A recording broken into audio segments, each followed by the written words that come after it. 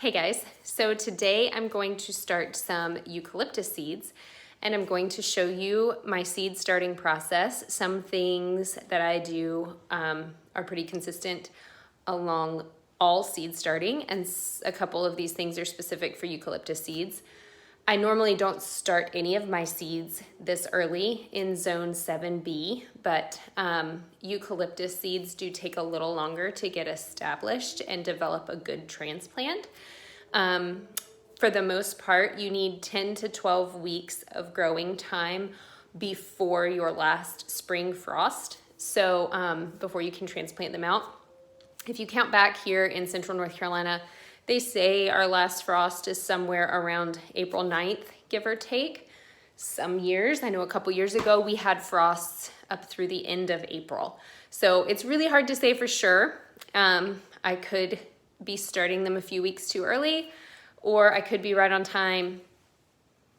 The beauty is I have plenty of room here in my sunroom, so it's not like I'm going to need to kick them out if I still have a couple more frosts coming. I also have a cold frame outside where if things are getting warm enough during the day to sustain warmer temperatures in my cold frame overnight and they've already been hardened off, they can live in there for a couple weeks if I think they need a little extra protection before planting them out. So anyway, let me turn you around and let's get going. All right, so here we are. We have some seed starting soil mix. I have my seeds.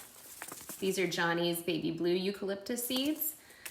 I have some perlite that's specific for eucalyptus or any other plants that need light for germination and that you just surface sow. Usually I would use vermiculite, but I'm out, so I just grabbed some perlite. I have my Bootstrap Farmer cell trays. I love these trays. You can see the slits on the side and the holes in the bottom that really allow for air pruning of the roots. They're very sturdy, so they're not really cheap plastic like a lot of the other seed trays you see. Once again, these are from Bootstrap Farmer. I'm not sponsored by them. I don't have a deal with them. I just really like these trays or these cells. Also, I did wash them. I'm bad about that sometimes, but you really should always start with clean trays and clean cells for your plants.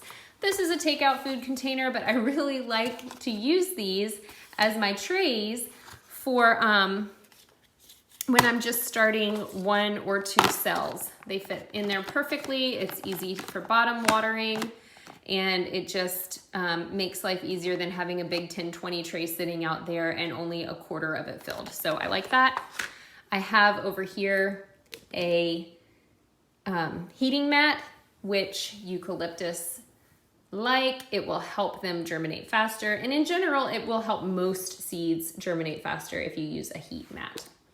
And then I have some boiling water. So the first thing I like to do whenever I'm starting with a fresh batch of seed starting mix, soil mix, is to pour boiling water in the seed mix.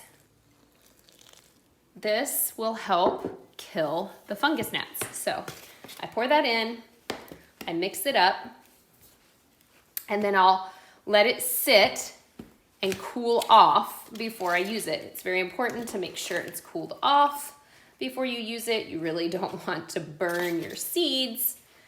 But I have had really, really good success over the last few years always using boiling water in my seed starting mix first to really help kill any fungus gnat eggs that are inside the soil. I learned this trick initially from The Rested Garden. He's awesome. If you don't already follow him, I highly suggest you do. He is full of tips and tricks and everything you can imagine with vegetable gardening, raised bed gardening. But yeah, so I know some people will say, don't do this. You kill other beneficial organisms that are inside the seed starting mix. But honestly, when it comes to using seed starting mix, this is not where you're getting your full nutrition for your plants from. This is just to get them started, and then you'll need to fertilize and up-pot them into better soil. The benefits in terms of nutrients are just not really there anyway in seed starting mix. So I'm not concerned about that. So I'm gonna let this sit for a little while until it's completely cooled off to the touch. All right, so I'm back. This has had time to cool off. It's not going to ruin my seeds anymore. So I'm going to start filling my seed trays. So when you fill your seed trays, you do want to go ahead and you don't want to pack it super tight, but you do want to just make sure that there's no big air pockets in there, especially if you are a bottom waterer, which I highly recommend that you bottom water your seed starts.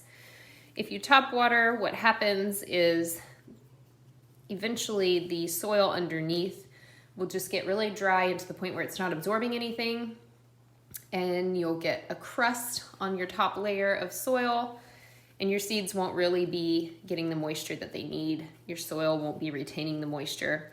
It's much better to put some water in the bottom of the tray and let it leach up through the soil. So I'm gonna fill the trays, and then we'll put our seeds in there. If you'll notice, I'm filling these right on up pretty close to the top. The eucalyptus seeds will just be surface sown, so I don't actually bury them under the soil at all.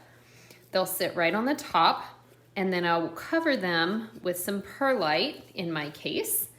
I recommend you use vermiculite, but like I said, I'm out of it and I want to get these started today, and I don't want to run out to the store.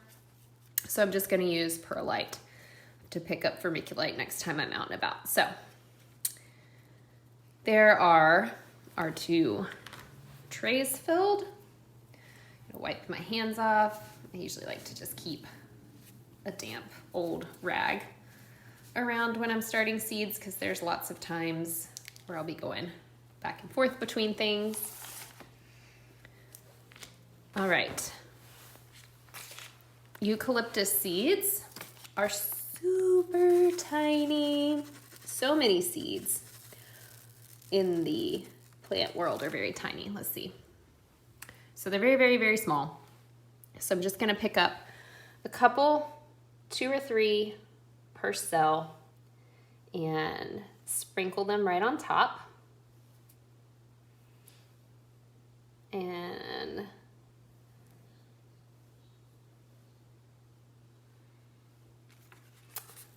let's get a few more out. This variety is, I told you at the beginning, baby blue. So it is not a very tall eucalyptus tree. For an area like mine that eucalyptus is not perennial in, I get too cold of a frost here, although my mom has had success with hers coming back, so you just never know. But typically it's a perennial in zones 9 through 11. But yeah, I just don't have the time to grow a big eucalyptus tree here with it getting the chance of being killed off by frosts and freezes every year. So this is just a smaller variety, and it's just nice to dry and to have in cut flower arrangements and things like that. So we are all planted here, and then I'm just going to sprinkle a little bit of perlite over the top. I, a lot of times, will not even do this when I'm sowing inside. I don't really have the risk of the seeds going anywhere or getting blown away by the wind. But for the purpose of showing you, we're just gonna go ahead and do it. So I'm not putting a very thick layer because of that. I'm not really doing it for protection. It will help keep a little bit of the moisture in and keep the seed moist, but it'll not really be serving a purpose in the means of, like, you know, making sure the seed doesn't get blown away or possibly eaten by the birds. So there you have it. One thing that I didn't do and get ready here was a label, and you always need to have your labels ready to go, especially if you're sowing multiple things, because you'll set a whole tray and be like, oh, I know that's the marigold tray, And then at the end, you'll go back to label them and you will not remember which tray is the marigold tray. So always have your labels ready to go. I'm only sewing one thing today, so I know exactly what it is. I'm gonna go make a label, I'll be right back. Okay, so these are what I like to use for plant labels. You can see it is an old yogurt container that I've cut up. It's kind of yogurt that my mom's dog eats. So anyway, I just cut them in strips, and if I use a pencil to write on them, it easily erases for the next year or next season or whatever, and I can reuse them over and over again, and they're wonderful. So I'm gonna grab a pencil, I'm gonna write eucalyptus on there.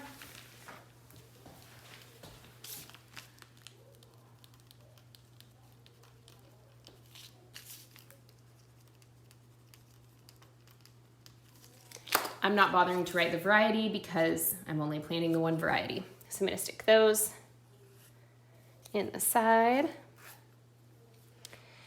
And then I will put these seeds on a heat mat.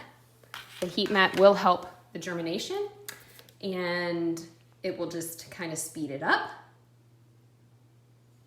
I'll put those over there, make a spot for them on my shelving unit that I keep in my sunroom. And I'll stick a picture of that in here once I go make a spot. Right now, all my houseplants need rearranging before I get ready for all my seed starting stuff. This soil is really moist at the moment. I'm not gonna go ahead and bottom water it now. Typically you do go ahead and bottom water right away when you're planting seeds. I will probably do that first thing in the morning. Don't be alarmed if your eucalyptus takes a while to germinate. Eucalyptus typically takes anywhere from 14 to 21 days. So we're talking 2 to 3 weeks before you see germination. So just stick with it. Keep the soil moist. You don't want it soggy. You know, it needs to be damp so that the seed stays damp, but you don't want it to start molding. So you don't want to completely drench it. And hopefully in 14 to 21 days, we have some little eucalyptus babies sprouting, and I'll try to remember to take a picture of them and post it. Okay, so I've moved some houseplants around and I found a nice sunny spot to stick these eucalyptus seeds in. They'll get light every day from my sunroom window. This is a south-facing window, so pretty much all day long they'll get sunlight. I will bust out the grow lights as soon as I see anything germinating, but I'm not gonna go ahead and hang those at the moment. So there you have it. Good luck if you decide to start some eucalyptus seeds this year.